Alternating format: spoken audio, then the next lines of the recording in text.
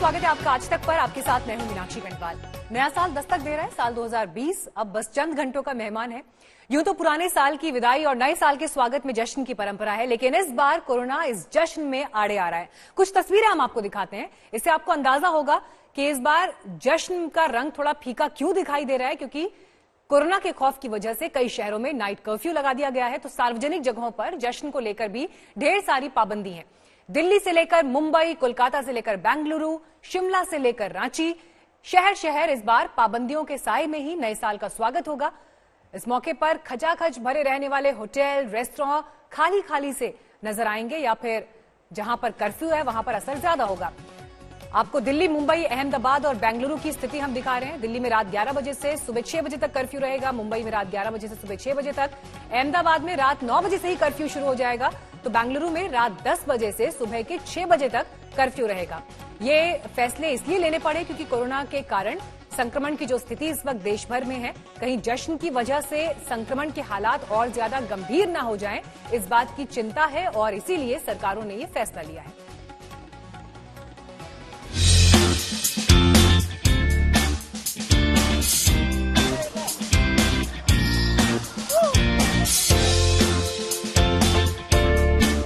New year यानी जश्न का मौका, लेकिन जिस कोरोना ने पूरे साल आपको पाबंदियों में कैद रखा, उस कोरोना का असर साल के आखिरी दिन और अगले साल के पहले दिन भी दिखाई देगा।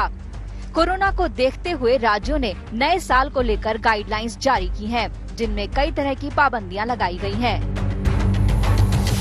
दिल्ली के होटल, पब, रेस्टोरेंट्स सिर्फ 50% क्षमता के साथ खुल सकेंगे और स्पेशल इवेंट की इजाजत नहीं होगी।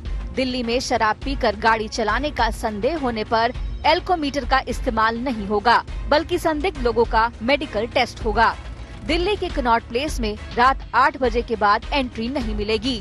पुलिस ने ज्यादा भीड़ लगने वाली जगहों पर स्पेशल टीम तैनात करने का फैसला भी किया है। सोशल डिस्टेंसिंग का पालन कराने वाली पुलिस की अलग से टीम होगी। दिल्ली मेट्रो में रात 9 बजे से राजीव चौक से निकासी बंद होगी, हालांकि स्टेशन से एंट्री की इजाजत होगी। मेट्रो के कनॉट प्लेस स्टेशन पर भीड़ बढ़ी तो वहां मेट्रो सर्विसेज रोकी जा सकती हैं। सरकार की गाइडलाइन के हिसाब से पब मालिकों ने भी तैयारी कर ली है, हालांकि इस बार पाबंदियों का असर जेब पर पड़ेगा।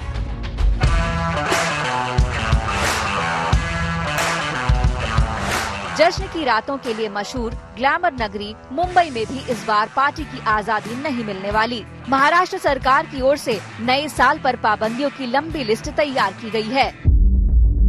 मुंबई में धारा 144 लागू कर दी गई है, यानी 4 से ज्यादा लोग एक साथ नहीं चल सकेंगे। मुंबई में रेस्टोरेंट, होटल, पब और यहाँ तक कि घरों और सोसाइटी की छतों पर पार्टियों को मंजूरी नहीं दी गई है। शराब पीकर गाड़ी चलाने का संदेह होने पर ब्रेथ एनालाइजर का इस्तेमाल नहीं होगा।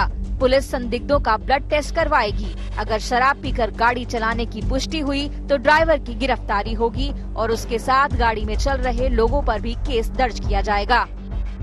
हमारी तरफ से हमने 144 CRPC के आदेश निकाला है, जिसमें 5 और उससे ज्यादा लोग कहीं भी जमना उसके ऊपर बंदी है।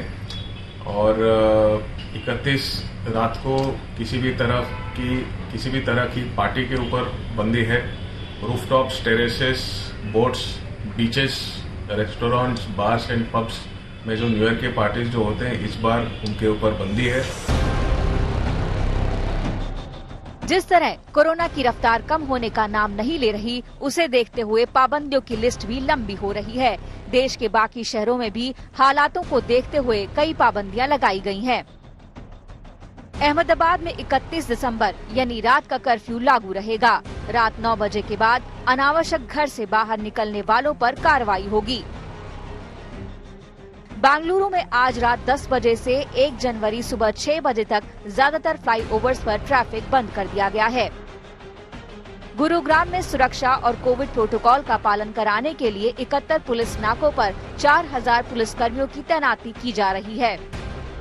पश्चिम बंगाल सरकार हर वो गाइडलाइन फॉलो करेगी जो केंद्र सरकार में गृह मंत्रालय द्वारा दी गई है, लेकिन ये भी ध्यान में रखा जा रहा है कि लोगों की भीड़ को नियंत्रित करने के लिए और कोविड-19 की गाइडलाइन हर समय हर जगह फॉलो की जाए। इन सब के बीच में राज्य सरकार और कोलकाता पुलिस और पश्चिम बंगाल की पुलिस ये बखूबी जानती है कि ये चुनावी का साल है और ऐसे में ऐसा कोई भी कदम नहीं उठा सकते जिससे जनता में नाराजगी हो। इसलिए जहां एक और न्यू ईयर सेलिब्रेशन भी होगा तो वहीं दूसरी ओर नियमावली का भी पालन।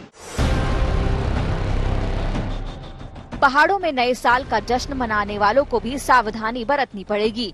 पहाड़ों में लगातार हो रही बर्फबारी ने सैलानियों की चांदी तो जरूर कर दी है, लेकिन साथ ही कई पाबंदियां खलल डालने को भी तैयार हैं। हिमाचल में 5 जनवरी तक नाइट कर्फ्यू है। वहीं उत्तराखंड में भी सार्वजनिक जगहों पर पार्टी करने पर पाबंदी लगा दी गई है। साल खत्म जरूर हो रहा है, लेकिन कोरोना खत्म नहीं हुआ। ऐसे में नए साल के मौके पर भी सावधानी बेहद जरूरी है। आज तक ब्यूरो। और बेशक नए साल के जश्न की तैयारियां हैं, लेकिन खुद प्रधानमंत्री भी ये बात कह चुके हैं कि किसी तरह की ढिलाई नहीं जश्न के मद्देनजर। आपको अलग अलग शहरों की हम स्थिति दिखा देते हैं। हमारे तमाम संवाददाता इस वक्त लाइव अपडेट्स के साथ जुड़ रहे हैं। दिल्ली से ऐश्वर्या पारीवाल हमारे साथ मौजूद है, पंकज मौजूद है मुंबई में, सत्येंद्र चौहान चंडीगढ़ से हमारे साथ जुड़ गए हैं, कोलकाता में मनोज्ञा लोईवाल है और लखनऊ से शिवेन श्रीवास्तव हमारे साथ मौजूद है। दिल्ली का रुख कर लेते हैं। ऐश्वर्या, दिल्ली में हमने देखा था दीपावली के बाद किस तरह से केसेस में स्पाइक हुआ था और इसीलिए ये बड़ा चैलेंज जो है सरकार और प्रशासन के सामने कि कम से कम नए साल में वैसी लापरवाही ना हो। तो अभी किस तरह के इंतजाम है? आज की रात क्या कितनी अलर्ट पुलिस रहेगी और क्या नए फैसले लिए गए हैं? देखिए, मैं आपको बता दूं, आपने बिल्कुल ठीक कहा मीनाक्षी। हमने देखा था किस तरीके से दिवाली के बाद एकदम नंबर के अंदर एक बहुत बड़ा स्पाइक देखा गया था। मैं इस समय कैनॉट प्लेस में खड़ी हूं। यहाँ पे इस समय देखिए गाड़ियों की एक कतार लगी हुई है। कई लोग जो शाम को बाहर निकलते वो इस समय दिन में ही बाहर निकल चुके हैं, क्योंकि लोगों को मालूम है कि आज रात 11 बजे से लेकर कल सुबह 6 बजे तक कर्फ्यू की घोषणा कर दी गई है। और यही वो कैनॉट प्लेस है जहाँ दिल्ली में सबसे ज्यादा खाने की और पार्टी करने की जगह है। दिल्ली पुलिस के कर्मचारी यहाँ पे जो हमें इन्फॉर्मेशन मिली है, शाम को 6 बजे से ही यहाँ पे तैनात हो जाएंगे। 8 बजे के बाद दिल्ली के कैनॉट प्लेस में गाड़ी आने की अनुमति नहीं दी जाएगी। मेट्रो पे भी बहुत कड़ी नजर रखी जाएगी और रात को 11 बजे के बाद 5 लोगों से ज्यादा कहीं भी इकट्ठे नहीं हो सकते हैं। सिर्फ उन्हीं जगहों पे लोगों को अनुमति होगी जिनके पास लाइसेंस है। बट वहां पर भी जो स्क्वाड्स बनाए गए हैं दिल्ली पुलिस द्वारा, वो आ सकते हैं पार्टी के अंदर ये देखने के लिए कि आपने मास्क पहना है कि नहीं पहना, सोशल डिस्टेंसिंग हो रही है या नहीं हो रही है। जी, अगर आप दिल्ली से नोएडा जाना चाहते हैं या नोएडा से दिल्ली आना चाहते हैं उसमें दिक्कत नहीं होगी, लेकिन फिर भी सारी आपको जितनी भी प्रोटोकॉल्स जो है, मास्क लगाना, दूरी मेंटेन करना, वो हर किसी को आज चलिए उम्मीद है कि लोग इसे जरूर फॉलो करें। पंकज भी मौजूद है हमारे साथ। पंकज, एक मशहूर पार्टी सॉन्ग है पार्टी यूं ही चलेगी, लेकिन इंतजाम ऐसे हैं कि इस बार पार्टी यूं ही नहीं चलने वाली है। क्या होने वाला है माया नगरी में नए साल के जश्न के मद्देनजर? देखिए, कोविड नंबर्स को देखना बहुत जरूरी है। 714 काउंट रहा है 30 तारीख को मुंबई में कोविड पॉजिटिव केसेस का, और एक्टिव काउंट को देखें तो 8000 के पार है अभी भी। इसीलिए बृहन मुंबई म्युनिसिपल कॉर्पोरेशन ने कहा है कि वो ये सुनिश्चित करेगी कि रूल्स एंड रेगुलेशंस का कड़ाई से पालन किया जाए। इस वक्त मुंबई के प्रसिद्ध मरीन ड्राइव प्रोमेनाड पे हूं और हर साल नए साल के जश्न के लिए यहां पर हजारों लाखों की संख्या में भीड़ जमा होती है, लेकिन इस साल ऐसा कुछ भी नहीं होने वाला है। अगर आपने मास्क नहीं पहना है तो 200 रुपए का जुर्माना होगा। बीएमसी का कहना है कि वो अपने मार्शल्स की जो संख्या है वो डबल कर देगी। सोशल डिस्टेंसिंग के अगर आपने नियमों का पालन नहीं किया तो एपिडेमिक रूल्स के तहत भी आपके ऊपर कार्रवाई हो सकती है। 10:45 तक कम से कम आप यहां पर रहकर अपने दोस्त यारों के साथ रहकर घूम सकते हैं, लेकिन उसके बाद नाइट कर्फ्यू 11 बजे से लगा दिया जाएगा सुबह के 6 बजे तक। हालांकि एसेंशियल सर्विसेज हैं वो चलती रहेंगी, लेकिन आप यहां पर आतिशबाजी नहीं कर सकते, आप अपने दोस्त लोगों के साथ, परिवार के साथ यहां पर जमा नहीं हो सकते और पार्टी नहीं कर सकते। समुद्र में जो पार्टियां हुआ करती थी हर साल, वो इस साल नहीं होंगी। होटलों के ऊपर रूफटॉप पे या टेरेस पे जो पार्टी होती थी वो नहीं होंगी। सोसाइटीज, रेजिडेंशियल कॉलोनीज के रूफटॉप पर पार्टी नहीं होगी। हालांकि बीएमसी ने कहा है हम आपके नए साल के जश्न में खलल नहीं डालना चाहते, इसलिए अगर आप घर के अंदर पार्टी करना चाहते हैं कर सकते हैं, लेकिन वहां भी सोशल डिस्टेंसिंग के नॉर्म्स का आपको पालन करना पड़ेगा। कुल मिलाकर ये सारी बीएमसी का कहना है इसीलिए जरूरी है ताकि हम सेफ रहें और नए साल का अच्छे से स्वागत कर सकें। कोलकाता चलते हैं, मनोज्ञा है हमारे साथ। मनोज्ञा, पश्चिम बंगाल में तो चुनावी गर्मी है इस बार और उसके आगे बाकी रंग तो फीके दिखाई देते हैं, लेकिन फिर भी नए साल को लेकर क्या प्रिकॉशनरी स्टेप्स लिए गए हैं? जी, आपने एक गाना कहा था, मैं उस गाने में एक एडिशन करना चाहूंगी। अभी तो पार्टी शुरू हुई है, बंगाल में कुछ ऐसा ही माहौल है। हालांकि कलकत्ता हाई कोर्ट का ऑर्डर है कि जो भीड़ भड़के वाले इलाके हैं जैसे विक्टोरिया मेमोरियल या बाकी सारे इलाके, यहाँ पर सामाजिक दूरी बना के रखना जितना महत्वपूर्ण होगा उतना ही पुलिस की निगरानी करना भी। पुलिस की यहाँ पे अलग अलग जगह पर टुकड़ियां तैनात हैं और इनके साथ साथ चेक पॉइंट्स बनाए गए हैं। इन चेक पॉइंट्स के जरिए हर व्यक्ति को आने जाने वाले पर नजर रखी जाएगी। जो भी व्यक्ति विक्टोरिया के अंदर जाएगा उसे मास्क लगाना होगा। मास्क लगाना न सिर्फ अनिवार्य है बल्कि जो नहीं लगाकर आएगा उसे कोलकाता पुलिस की तरफ से मास्क दिया जाएगा। सैनिटाइजर्स की व्यवस्था की गई है। ये तो कलकत्ता हाईकोर्ट का ऑर्डर है, लेकिन जब बात करें बंगाल की तो बंगाल में कई इलाकों में ऐसी कोई पाबंदी नहीं है या कोई नाइट कर्फ्यू नहीं है। अधिकतर जगहों पर जो सोशल डिस्टेंसिंग के नॉर्म्स है उन्हें माना जा रहा है। गृह मंत्रालय की ओर से जो नियमावली दी गई है उसे ही देखा जा रहा है, उसे ही आगे पालन करके आगे दिया जा रहा है। लेकिन इस समय जो पार्टीज हैं या पार्टी में आने वाले लोगों की संख्या है वो कम रखी जाएगी। जो पहले के नियम है वो ही रखे जाएंगे और साथ ही साथ जो लोग हैं, विक्टोरिया में आमतौर पे लाखों की भीड़ होती थी, लेकिन 2020 ने जितना लोगों को घर में रखा है वो उतना ही मजबूर भी कर दिया है कि कम से कम एक बार इस वर्ष के अंत में 2020 को जैसे वो अलविदा कहें, उसके साथ साथ कम से कम 2021 का स्वागत एक बार विक्टोरिया घूम कर ही कर ले। और तस्वीरों में दिख भी रहा है कि लोग उमड़ रहे हैं साल के आखिरी दिन भी वहां पर। लेकिन दिल्ली एनसीआर की भी स्पेसिफिकली बात करें तो चंडीगढ़ और लखनऊ ये दो ऐसे लोकेशन है जहां पहुंचना अच्छी रोड्स के जरिए लोगों के लिए बड़ा आसान रहता है। और शिवेन, यहां पर देखने वाली बात यह भी है कि एक्सप्रेसवे से वहां पहुंचना तो बड़ा आसान है, पर चिंता की बात यह है कि जो नए स्ट्रेन मिले हैं वो चिंता ज्यादा पैदा कर रहे हैं 2021 के मद्देनजर। कितनी अलर्ट है उत्तर प्रदेश की सरकार, पुलिस आज रात के जश्न को लेकर? बड़े मेट्रो सिटीज की तरह मीनाक्षी यहाँ पर नाइट कर्फ्यू तो नहीं लगाया गया, लेकिन गाइडलाइंस को सख्ती से पालन करने का निर्देश साफ तौर पर दिया गया है। नोएडा बड़ा हब माना जाता है उत्तर प्रदेश का, जहां पर लोग पार्टी करने के जाते हैं, एनसीआर का एरिया आता है। लेकिन उसके बाद अगर नंबर आता है तो लखनऊ, आगरा और दूसरे और शहर हैं जहां बहुत सेलिब्रेट लोग करते हैं न्यू ईयर को। हम इस वक्त लखनऊ में उस जगह पर हैं जहां आमतौर पर अगर न्यू ईयर का सेलिब्रेशन होता तो ये पूरा इलाका सजा रहता, भीड़ से भरा होता, शाम से ही भीड़ हो जाती है।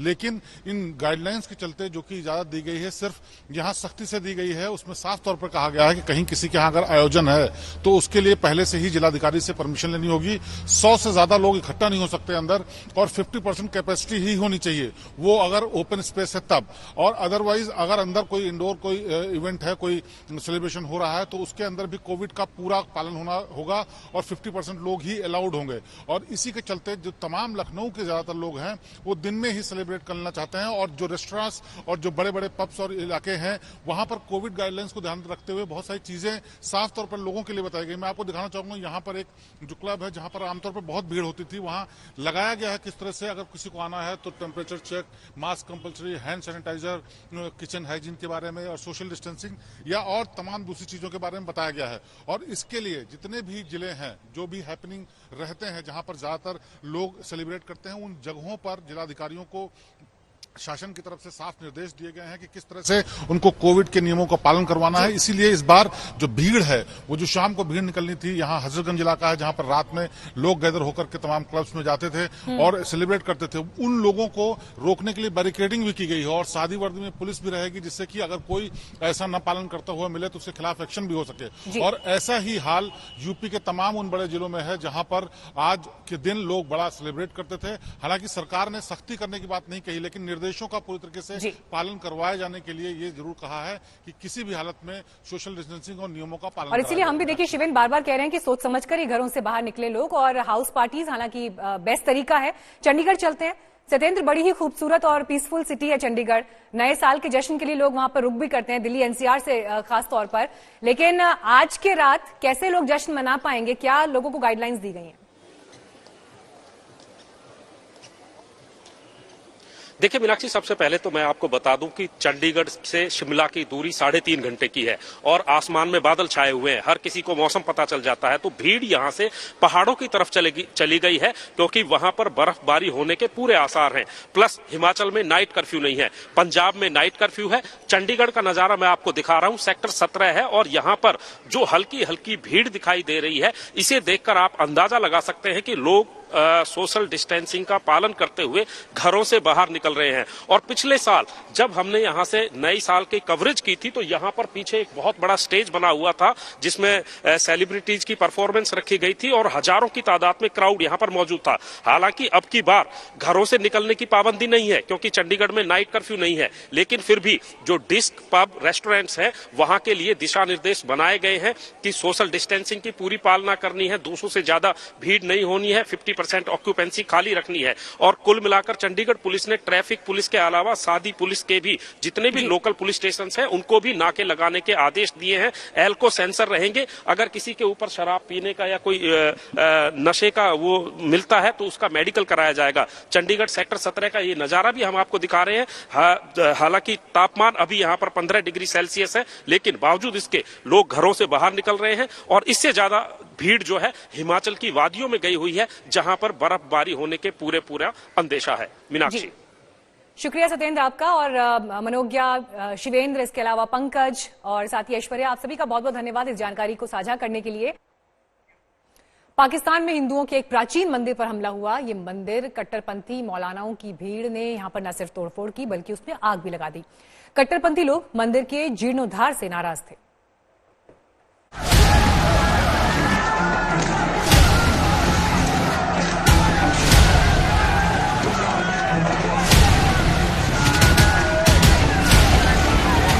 ये वीडियो आपको विचलित कर सकता है।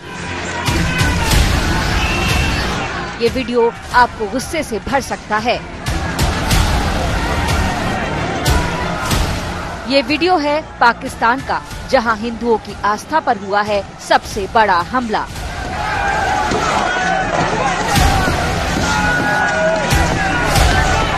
वीडियो देखिए किस तरह सैकड़ों कट्टरपंथियों की भीड़ मंदिर को तोड़ने में लगी है। दीवार पर फावड़े चलाए जा रहे हैं।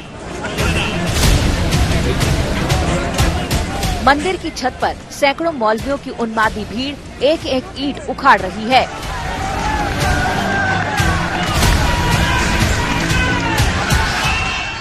इससे भी मन नहीं भरा तो कट्टरपंथियों की भीड़ ने पाकिस्तान में रहने वाले अल्पसंख्यक हिंदुओं की आस्था के मंदिर में आग ही लगा दी।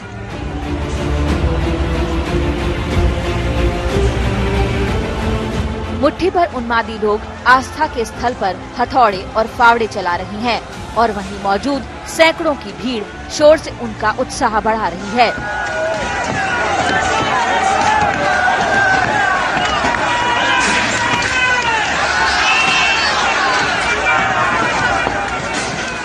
इस भीड़ में ऐसा कोई नहीं है जो ये कह पाए कि मंदिर में जो कुछ हो रहा है वो जुर्म है। किसी धर्म में ऐसे कृत्य की इजाजत नहीं है।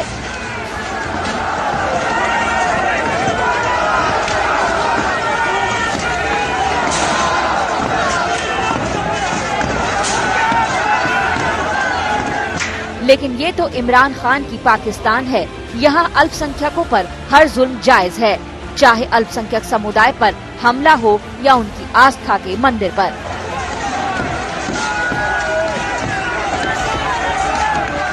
ये वीडियो उत्तर पश्चिम पाकिस्तान में स्थित खैबर पख्तूनख्वा के करक जिले के तेरी गांव का है।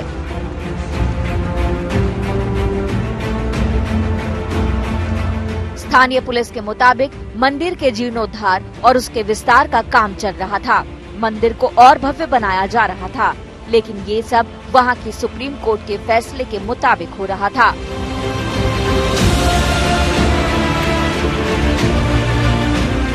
लेकिन हिंदुओं की आस्था के केंद्र का जीर्णोद्धार और विस्तार वहां की संकीर्ण मानसिकता वाले हिंदू विरोधी मौलवियों को पसंद नहीं आया। इसके खिलाफ स्थानीय मौलवियों ने एक विरोध प्रदर्शन का आयोजन किया था। इस दौरान मौलवियों ने उकसाने वाले नारे लगाए, जिसके बाद उन्मादी भीड़ ने 100 साल से भी ज्यादा पुराने ऐतिहासिक मंदिर पर हमला बोल दिया। उन्मादी भीड़ को किसी ने रोकने की कोशिश भी नहीं की। पाकिस्तान में हिंदुओं की मौजूदगी को फूटी आंख भी पसंद नहीं करने वाले लोगों की भीड़ ने न सिर्फ नए निर्माण को तोड़ दिया बल्कि पुराने मंदिर को भी मलबे में तब्दील कर दिया।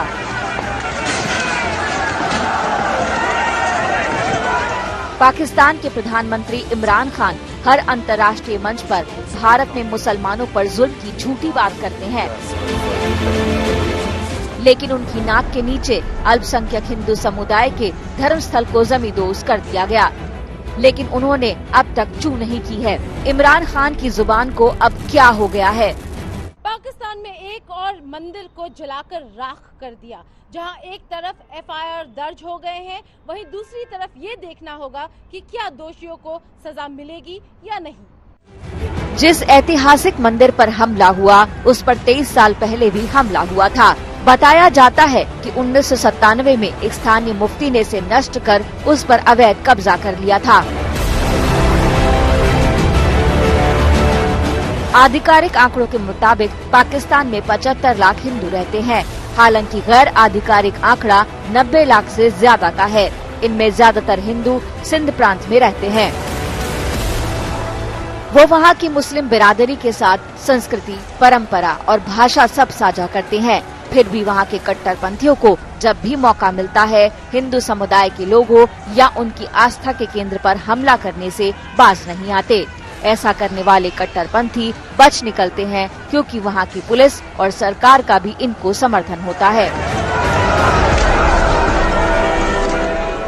अब सवाल ये उठता है कि क्या कट्टरपंथियों पर इमरान का कोई वश नहीं है? क्या इमरान के पाकिस्तान में अल्पसंख्यकों के लिए कोई जगह नहीं है? क्या इमरान के पाकिस्तान में हिंदू होना गुनाह है? आज तक ब्यूरो। पाकिस्तान में अल्पसंख्यकों के साथ कैसा सलूक किया जाता है, ये किसी से छिपा नहीं है। आए दिन वहां से अल्पसंख्यकों या उनके आस्था स्थलों पर हमले की खबर मिलती है और यही वजह है कि हर साल वहां हजारों हिंदुओं का पलायन हो रहा है। नस्ल परस्ती अब थी, उनके आखिरी खुतबे में उन्होंने क्या कहा था कि हम सब हजरत आदम की औलाद हैं, इसलिए हमारे में कोई फर्क नहीं है, जो मर्जी हमारा रंग हो। रूल ऑफ लॉ के ऊपर क्या बात हुई थी?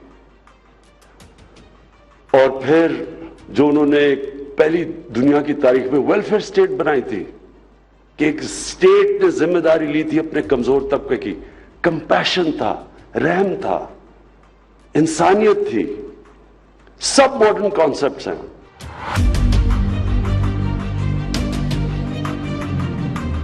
पाकिस्तान को रियासत मदीना बनाने का सब्ज बाग दिखाते इमरान खान।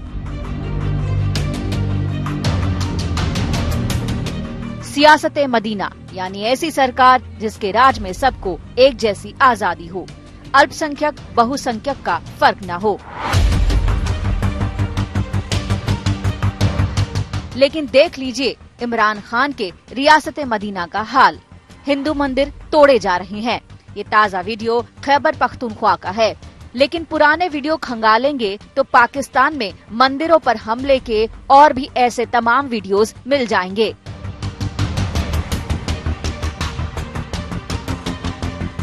ये महज 4 महीने पुरानी तस्वीर है। कट्टरपंथियों ने 70 साल पुराने हनुमान मंदिर को तोड़ दिया। जहां हिंदुओं की आस्था पर हमला हुआ वो कराची का बाहरी इलाका लायरी है। मंदिर के आसपास करीब 20 हिंदू परिवार रहते थे। इनके मकान भी तोड़ दिए गए। बताया जाता है कि वहां एक बिल्डर कॉलोनी बना रहा है। उसे हनुमान जी का मंदिर खटक रहा था। कोविड लॉकडाउन की वजह से मंदिर बंद था और इसी का फायदा उठाकर मंदिर में तोड़फोड़ की गई। आरोप है कि स्थानीय प्रशासन ने इसमें पूरी मदद की। मंदिर में मौजूद कई मूर्तियां भी गायब कर दी गयीं।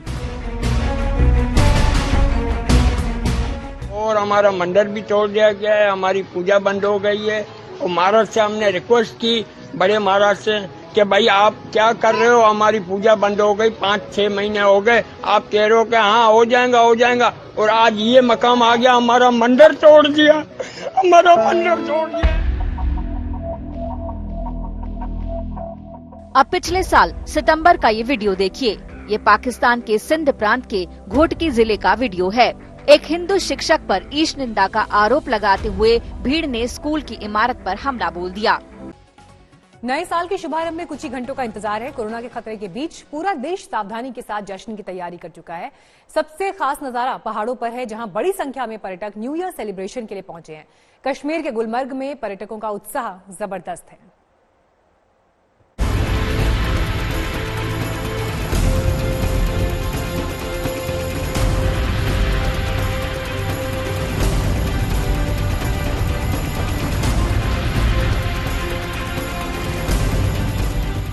साल तो पहाड़ों पर ही झूम कर आया है। कुदरत भी जैसे 2020 की परछाइयों से खुद को आजाद करने में लगी हो। पहाड़ों पर बर्फ की ऐसी बारिश हुई कि खूबसूरती निखर गई। पहाड़ों के हुनर को 4 चांद लग गए।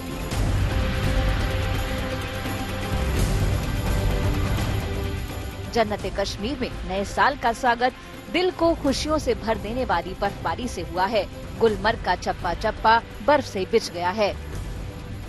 कश्मीर घाटी के इस हिल स्टेशन पे गुलमर्ग, जिसका नाम है, आज लगभग हर तरफ सफेदी की एक चादर बिछी हुई है।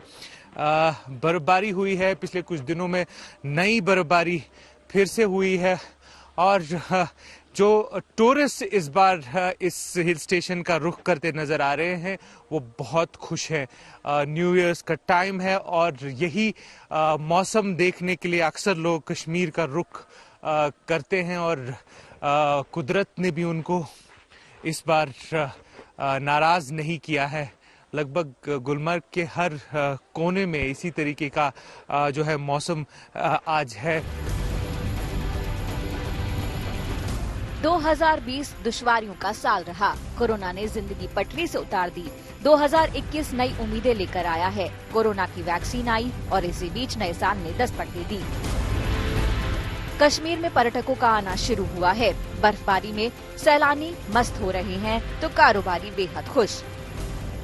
आप कश्मीर क्यों आए हैं इस बार न्यू ईयर्स पे? स्पेशली स्नोफॉल एक्सपीरियंस करने के लिए। क्योंकि लास्ट ईयर हम सिक्किम गए थे और उधर बहुत सारा स्नोफॉल देखे थे, लेकिन हमको बताया गया था कि यहाँ का स्नोफॉल उधर से ज्यादा है, तो हम वही एक्सपीरियंस करने के लिए। तो कैसा लग रहा है यहाँ के? बहुत अच्छा लग रहा है। आपकी फैमिली, इनको कैसा लग रहा है? वो सभी एंजॉय कर रहे हैं, उनको भी बहुत अच्छा लग रहा है। आपका क्या नाम है? चोक्षा। कैसा लग रहा है यहाँ के? अच्छा लग रहा है। इस बार न्यू ईयर्स के लिए आए हैं कश्मीर? बिल्कुल, हाँ। तो कैसा लग रहा है? काफी सही है। अभी इस बार पॉपुलेशन भी मतलब काफी लोग कम है, टूरिस्ट कम है, तो काफी खुला। पहाड़ों पर पहली बार पर्यटकों की गहमा गहमी दिख रही है। शिमला में सैलानी उमड़ रहे हैं।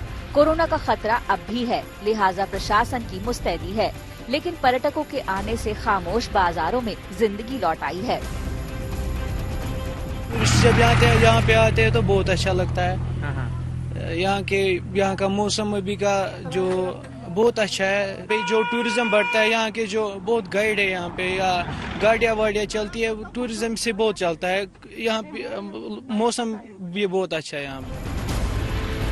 हिमाचल के कई शहरों में जबरदस्त बर्फबारी हुई। शिमला, कुल्लू, मनाली, मंडी तो उधर श्रीनगर के साथ साथ जम्मू में भी कुछ हिस्सों में बर्फ पड़ी है। बर्फबारी से ठंड बढ़ी है, लेकिन नजारे इतने दिलकश हैं कि सर्दी बेअसर हो गई है। श्रीनगर से शुजा उल हक के साथ आज तक ब्यूरो। हिमाचल प्रदेश के कुछ इलाकों में अभी भी बर्फबारी की बहार है। वहां भी सैलानियों का तांता लगा है, लेकिन उत्तराखंड में ठिठुरन बढ़ चुकी है। लगातार गिरते पारे ने संकट को बेहिसाब कर दिया है।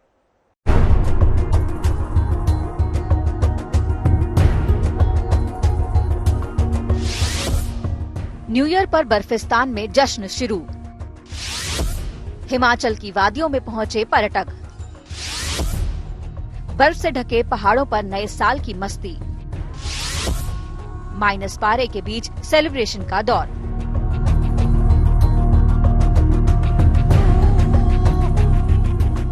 नए साल का काउंटडाउन अपने आखिरी पड़ाव की ओर बढ़ रहा है। घड़ी की सुइयां भागती जा रही हैं और न्यू ईयर के स्वागत का उत्साह उमंग दिखने लगा है। हिमाचल प्रदेश के डलहौजी में नए साल के स्वागत की जबरदस्त तैयारियां हो चुकी हैं। पहाड़ों पर पहुंचे सैलानी इस पल को गंवाना नहीं चाहते। 2020 की विदाई की बेला है तो 2021 के वेलकम का मौका भी है। कुदरत भी मेहरबान है हिमाचल की वादियों पर। डलहौजी में लगातार बर्फबारी का दौर जारी है, लिहाजा यहाँ का तापमान 0 से नीचे ही है। डलहौजी के लक्कड़ मंडी इलाके से बेहद खूबसूरत तस्वीरें सामने आई हैं। सड़कों पर बर्फ की मोटी परत बिछी है। पेड़ पौधे, पहाड़ियों की चोटियां, सड़कें, इमारत सब कुछ बर्फ से ढके हुए हैं।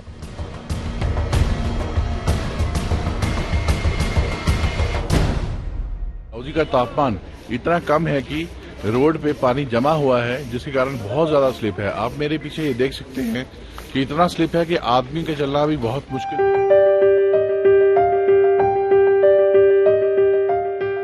डलहौजी का ये इलाका बर्फीली घाटी में तब्दील हो गया है।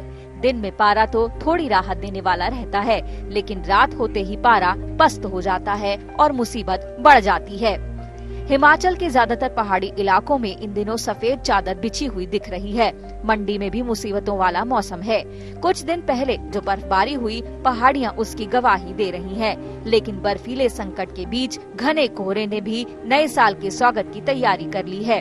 सुबह 9 बजे मंडी में धुंध इतनी बड़ी थी कि चंद मीटर का फासला भी ठीक से नहीं दिख रहा था।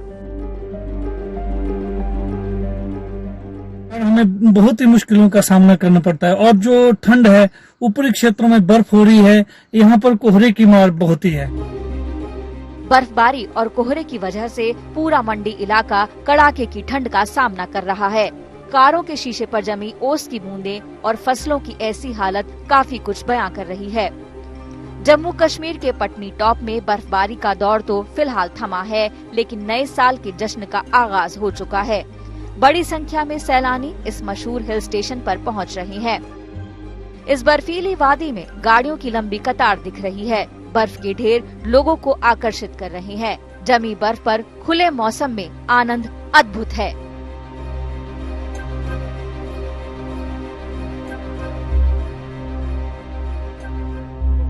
पूरा ग्रुप गाजीपुर से आए हुए हैं।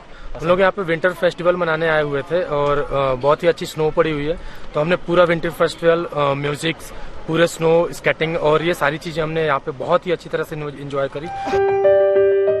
जम्मू कश्मीर प्रशासन ने पर्यटकों को लुभाने के लिए 3 दिनों के विंटर कार्निवाल का आयोजन किया, जिसमें भारी संख्या में लोग शामिल हुए। उत्तराखंड के हर्षिल में फिलहाल बर्फबारी बंद है, लेकिन यहाँ कड़ाके की ठंड कहर बरपा रही है। उत्तरकाशी से महज 80 किलोमीटर की दूरी पर हर्षिल घाटी का काफी हिस्सा अभी भी बर्फ की परत से ढका हुआ है। साथ ही बर्फीली हवाएं मुश्किलें बढ़ा रही हैं। पारा इतना गिर चुका है कि पहाड़ों से गिरता पानी भी जमने लगा है। उत्तराखंड के घनसाली में हुई बर्फबारी के बाद से यहाँ ठंड बेहिसाब है। ऊपरी हिस्सों में पहाड़ों पर सफेद चादर बिछी हुई है। लगातार पारा भी गिर रहा है। टिहरी और आसपास के इलाकों में मौसम की बेरुखी का असर भी साफ दिख रहा है। टिहरी से कृष्ण गोविंद कंसवाल, डलहौजी से विशाल आनंद, मंडी से परी शर्मा, उत्तरकाशी से ओमकार बहुगुणा के साथ आज तक ब्यूरो। पहाड़ों पर बर्फबारी और उत्तर भारत में ठंड के बीच कश्मीर के जोजिला में बड़ा रेस्क्यू ऑपरेशन चला। वहां करीब 300 लोग बर्फीले इलाकों में तेज हवाओं के बीच फंस गए। उन्हें बचाने के लिए बीआरओ ने अभियान चलाया। वहीं अटक गया। सर्द रात के सितम के आगे गाड़ियां एक एक कर बेदम होती गईं। रफ्तार ऐसी थमी कि बिना मदद के टस से मस होना भी मुश्किल हो गया।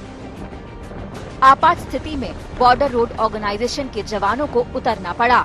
फिर शुरू हुआ रेस्क्यू ऑपरेशन। जितनी गाड़ियां इस बर्फीली वादियों में फंसी थी, सभी को बीआरओ ने बाहर निकाला। कई घंटे तक ये ऑपरेशन चला। अपनी दिलेरी और सूझबूझ की मिसाल पेश करते हुए बीआरओ ने 300 जिंदगियों को सुरक्षित ठिकानों पर पहुंचाया। श्वेता सिंह, द्रास, आज तक।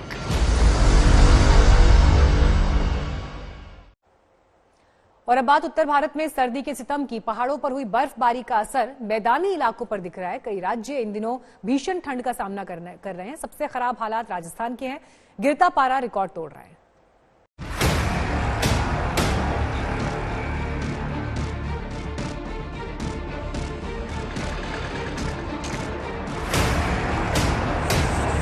कड़ाके की ठंड से कांप रहा राजस्थान।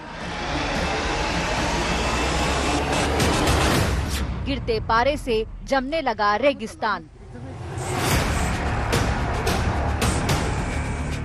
उत्तर भारत में ठंड और कोहरे की दोहरी मुसीबत।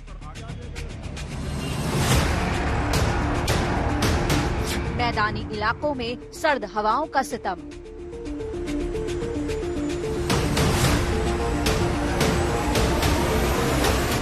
कभी तपने वाला राजस्थान अब जमने लगा है। फतेहपुर शेखावटी का जर्रा जर्रा माइनस पारे का दंश झेल रहा है। तस्वीरें गवाही दे रही हैं कि राजस्थानी इलाकों में इन दिनों क्या हाल है। हालात देखकर लगता है कि यहाँ मौसम शिमला को भी मात दे रहा है। फतेहपुर शेखावटी में न्यूनतम तापमान ने रिकॉर्ड तोड़ दिया। बुधवार की रात सीजन की सबसे सर्द रात रही। आज सुबह यहाँ तापमान -4 डिग्री तक गिर गया। राजस्थान के कई अन्य शहर भी कपकपाने वाली ठंड का सामना कर रहे हैं। माउंट आबू में कार पर बर्फ की परत जम गई। फतेहपुर शेखावटी की तरह इस शहर में भी तापमान -4 डिग्री तक पहुंच गया। भरतपुर में ठंडी हवाओं ने भी जीना मुहाल कर दिया है। यहाँ तापमान 0 से नीचे है। साथ ही कोहरे ने भरतपुर की मुश्किलें भी बढ़ा दी हैं। चुरू भी भीषण सर्दी की मार झेल रहा है। यहाँ फसलों और घरों पर मानो बर्फ की चादर बिछी है। शीतलहर से राहत मिलती नजर नहीं आ रही। राजस्थान के साथ साथ उत्तर भारत के कई इलाके भी ठंडी हवा के थपेड़ों से सिहर रहे हैं। हरियाणा और पंजाब में तो भीषण कोहरा भी आफत बनकर टूटा है। चंडीगढ़, अमृतसर, लुधियाना समेत कई शहरों में मानो ठंड का कर्फ्यू लगा हो। इसी तरह के हालात पूरे हाईवे पर है। आप देखिए, जहां पर भी कैमरे की नजर जाती है, मैं कुछ नहीं दिखा पाऊंगा जब तक कि कोई हमारे बिल्कुल करीब नहीं आ जाता है। यानी कि जो विजिबिलिटी है वो इस समय हरियाणा में तकरीबन 10 से 20 मीटर की ही रह गई है। उत्तर प्रदेश के तमाम शहरों में भी सर्दी का सितम है। लखनऊ, कानपुर, मुरादाबाद और तमाम जगहों पर ठंड से हाल बेहाल है। उत्तर प्रदेश के तमाम जनपदों में इस वक्त कड़ाके की सर्दी पड़ रही है। राजधानी लखनऊ में न्यूनतम तापमान 5 डिग्री सेल्सियस रिकॉर्ड किया गया। इसके साथ ही कानपुर, लखीमपुर खीरी, हरदोई, सीतापुर और प्रयागराज के इलाकों में भी 3 से 4 डिग्री सेल्सियस तापमान रिकॉर्ड किया गया है। मौसम विभाग के अनुसार आने वाले समय में भी इस तरीके की कड़ाके की सर्दी जारी रहेगी और कोहरे की छटा भी दिखाई देगी। दिल्ली भी ठिठुर रही है। सुबह ठंडी हवाओं का झोंका भी सड़क पर निकलना मुश्किल कर रहा है। मौसम विभाग की माने तो नए साल का आगाज सर्दी के सितम से ही होगा। मौसम विभाग की माने तो आने वाले 1-2 दिनों में ऐसे ही बारिश दिल्ली में हो सकती है, जिसकी वजह से यहाँ पर सर्दी और ज्यादा बढ़ सकती है। मौसम विभाग ने एक दिन पहले ही राजधानी के लिए ऑरेंज अलर्ट जारी किया था। 1 जनवरी को भी राहत मिलने की उम्मीद नहीं है, जबकि 2 और 3 जनवरी को हल्की बारिश हो सकती है। फतेहपुर शेखावटी से राकेश गुर्जर, चंडीगढ़ से सत्येंद्र चौहान, लखनऊ से अभिषेक मिश्रा और दिल्ली से जितेंद्र बहादुर सिंह के साथ आज तक ब्यूरो। विश्वास के आधार पर प्यार पनपता है, लेकिन यूपी में लव और लव जिहाद कानून के बीच अविश्वास की सियासत पनप रही है। लव जिहाद कानून बने 1 महीना हो चुका है। अब 100 से ज्यादा पूर्व अफसरों ने चिट्ठी लिखकर इस कानून को मुसलमानों को परेशान करने वाली साजिश बताया है। चोरी छिपे, नाम छुपा करके, स्वरूप छुपा करके जो लोग बहन बेटियों की इज्जत के साथ खिलवाड़ करते हैं, उनको पहले से मेरी चेतावनी, अगर वे सुधरे नहीं तो राम नाम सत्य है कि यात्रा अब निकलने वाली है। कोई अडल्ट है तो उसको राइट है अपनी जिंदगी गुजारने का। वो किससे शादी करे ना करे, आप कौन होते? क्या कानून बना रहे हैं? मकसद एक ही है कि एक तो संविधान की धज्जियां उड़ा दो, दूसरा पूरे देश में मुसलमानों के, मुस्लिम माइनॉरिटी के ताल्लुक से एक नफरत की फिजा को पैदा करो। लव जिहाद कानून के खिलाफ अब रिटायर्ड नौकरशाह भी उतर आए हैं। 104 पूर्व अफसरों ने उत्तर प्रदेश के मुख्यमंत्री योगी आदित्यनाथ को चिट्ठी लिखकर इस कानून को समाज में अंधविश्वास बढ़ाने वाला बताया है। पत्र लिखने वालों में पूर्व राष्ट्रीय सुरक्षा सलाहकार शिवशंकर मेनन, विदेश सचिव निरुपमा राव और प्रधानमंत्री के पूर्व सलाहकार TKA नायर भी शामिल हैं, जिन्होंने उत्तर प्रदेश में लव जिहाद कानून को अल्पसंख्यकों को परेशान करने की साजिश बताया, जो राज्य में गंगा जमुनी तहजीब को तबाह कर देगा। पूर्व अफसरों ने इस चिट्ठी में मुरादाबाद की घटना का जिक्र भी किया, जिसमें मुरादाबाद की पिंकी ने बजरंग दल के कार्यकर्ताओं पर अपने पति राशिद को फंसाने का आरोप लगाया। आज तक के साथ बातचीत में पिंकी ने बताया था कि उसने अपनी मर्जी से धर्म बदला है। कोर्ट में भी ये बात रखी आपने कि मैं गर्भवती थी और मेरे साथ ये घटना हुई है। सर कोर्ट में ये जवाब नहीं पूछा गया था, सिर्फ ये पूछा गया था कि आप अपनी मर्जी से शादी करिए, कहाँ करिए, लड़के को जानती थी, कास्ट क्या है, मैंने कहा हम जानते थे, उसकी कास्ट को जानते थे, सब कुछ जानते थे, अपनी मर्जी से करा, हमें सब कुछ पता था लड़के के बारे में, कहाँ का है कहाँ का नहीं है, सब अपनी मर्जी से करा। पूर्व नौकरशाहों ने मुरादाबाद की तरह इलाहाबाद हाई कोर्ट के आदेश का भी हवाला दिया, जिसमें जबरन धर्म परिवर्तन करके शादी के मामले में अदालत ने फिर से जोड़े को मिला दिया। अदालत ने आदेश इस आधार पर दिया कि लड़की की उम्र 18 साल से ऊपर है और उसे अपने पसंद के व्यक्ति के साथ शादी करने और अपनी शर्तों पर जीवन जीने का अधिकार है। एक अडल्ट को इख्तियार है कि वो किस तरह से अपनी जिंदगी गुजारे, इसमें स्टेट कुछ भी नहीं कर सकता। तो इस तरह के बीजेपी रूल स्टेट्स में ये कानून बनाकर मकसद एक ही है कि भारत के संविधान का ये लोग वायलेशन कर रहे हैं, आर्टिकल 21 का, आर्टिकल 14 का और आर्टिकल 25 का। उत्तर प्रदेश की तरह मध्य प्रदेश सरकार भी लव जिहाद पर सख्त कानून बनाकर धर्मांतरण को रोकने का दावा कर रही है। कानून बनने के महीने भर के अंदर उत्तर प्रदेश में 14 केस दर्ज कर 51 लोगों को गिरफ्तार किया गया। खास बात यह है कि 14 में से 13 मामलों में हिंदू महिलाओं पर जबरन इस्लाम धर्म स्वीकार करने का दबाव बनाने का आरोप है। इसमें से 2 मामलों में शिकायतकर्ता पीड़ित लड़की है। इसी को कानून विरोधी अविश्वास की वजह बताते हैं, लेकिन बीजेपी इन आपत्तियों को खारिज कर रही है। ये चिट्ठी पत्री अवार्ड वापसी ये तो बहुत दिन से चल रहा है। जब से 14 में हम लोग सरकार में आए, कोई चिट्ठी लिख रहा है, कोई अवार्ड वापस कर रहा है और बाद में वो कहते हैं कि नहीं हमसे कोई लिखवा के ले गया। इस तरह यूपी को बदनाम करने की कोशिश कोई न करे। आज यूपी में कानून का राज है। उत्तर प्रदेश में लव जिहाद का पुराना विवाद है। बीजेपी और उससे जुड़े संगठनों ने इसे चुनावी मुद्दा भी बनाया, लेकिन इससे जुड़े कानून के कड़े प्रावधान ने इसे और भी ज्यादा विवादित बना दिया है। आज तक ब्यूरो। आज 10वीं और 12वीं की परीक्षाओं का ऐलान हो सकता है। देश के शिक्षा मंत्री ने आज तक से खास बातचीत में बताया कि आज स्कूलों को परीक्षा के लिए दिशा निर्देश जारी किए जाएंगे, लेकिन परीक्षाएं ऑनलाइन नहीं होंगी।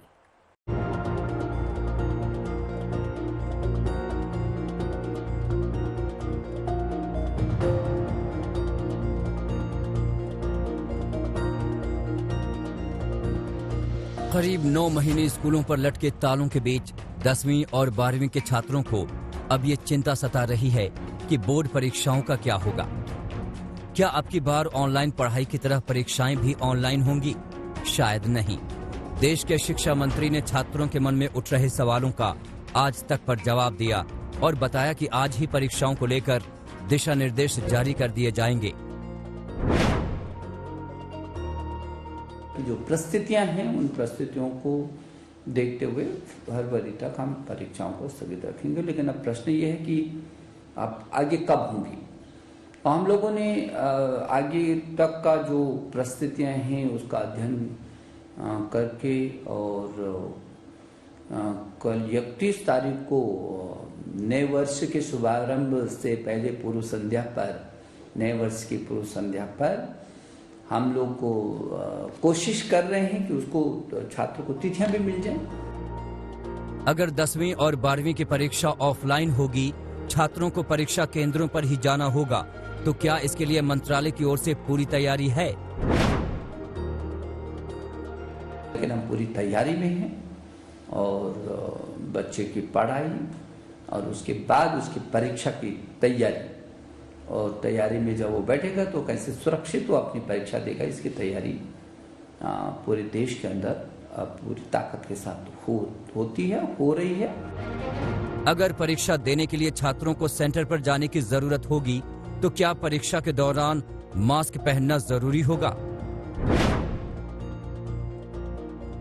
सुरक्षा की दृष्टि से अपने दूरियां भी बना करके रखेंगे और मास्क भी पहनेंगे तो इस सुरक्षा की दृष्टि से बहुत ही जरूरी होगा।